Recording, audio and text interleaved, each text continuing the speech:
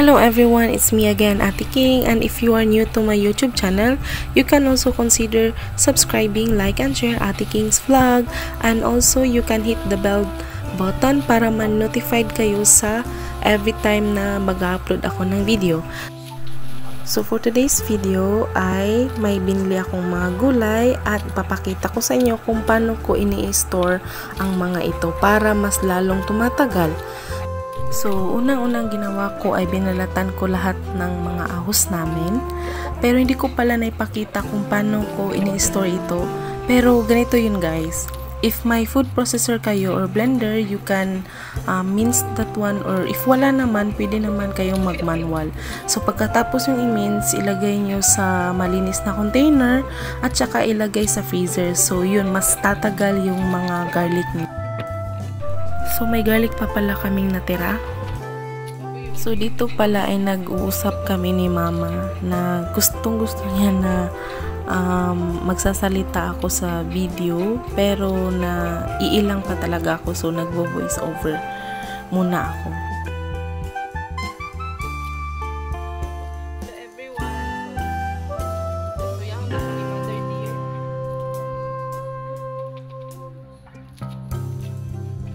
Actually, I'm not that good speaking Tagalog, so siguro Taglish at saka Bisaya.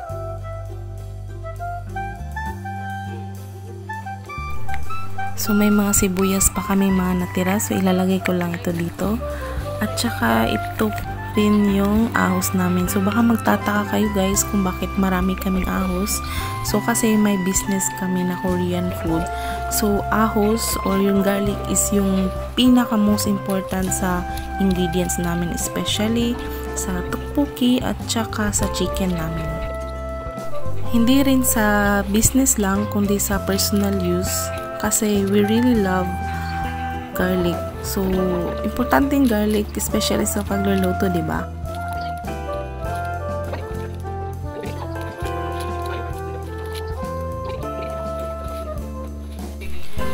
So, may binili din akong kamatis. So, for personal use yan. May siling haba at saka yung sibuyas.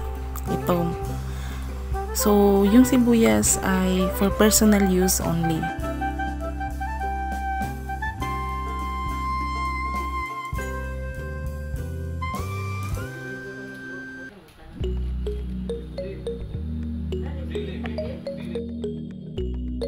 So una ay huhugasan ko ng maigi ang siling haba at kukunin ang tangkay nito.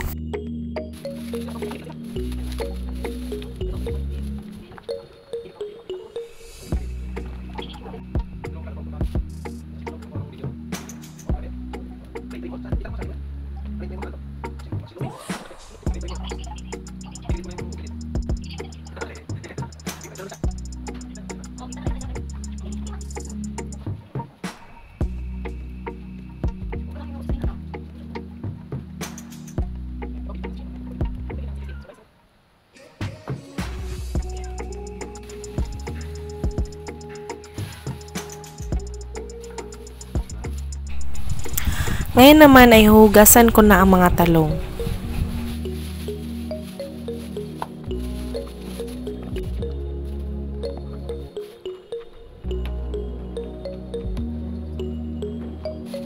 Sunod ko namang hinugasan ay yung mga kamatis.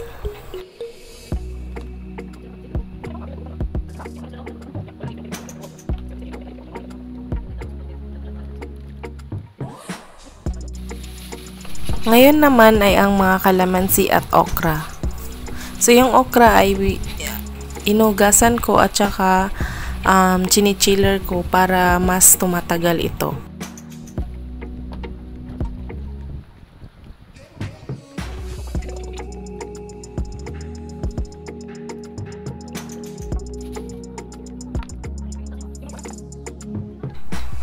Hinuhugasan ko din ang mga repolyo. At ngayon naman guys, ay hugasan ko din yung mga sili, yung siling labuyo at saka yung maliliit na sili. So, ini-store ko din ito sa freezer para mas lalong tumatagal. So, kinukuhaan ko lang ito ng mga tangkay at tinuhugasan ng maigi. Para kapag gusto na naming magluto, ay kumukuha na lang kami at hindi na hinuhugasan. Kasi, tapos ko na siyang. So, pwede din pala kayong mag-gloves while naghuhugas kayo ng sili kasi medyo maanghang yung mga siling maliliit.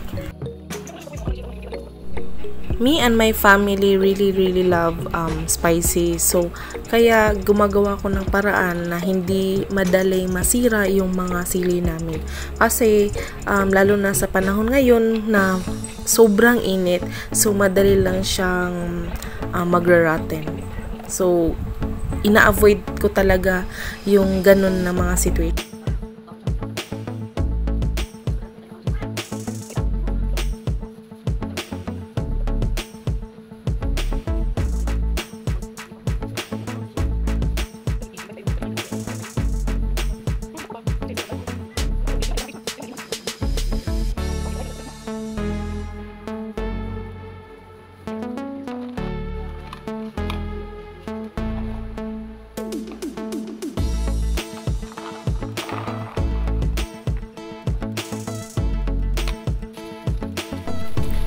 Same lang din yung ginawa ko sa maliliit na mga sili dito sa siling labuyo.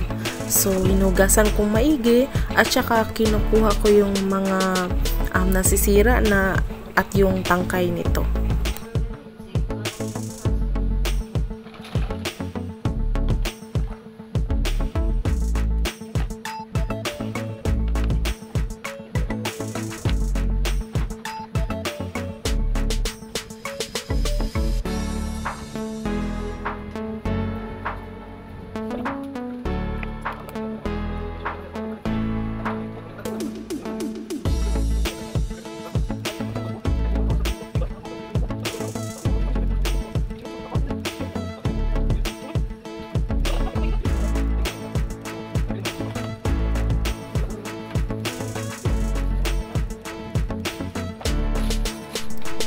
So, nilalagay ko na yung mga sili sa mga plastic kasi wala akong container. So, pwede kayong gumamit ng mga container if available, pero maliit na yung paglalagyan ko ng freezer namin. So, ito na lang yung ginagamit ko, yung mga plastic.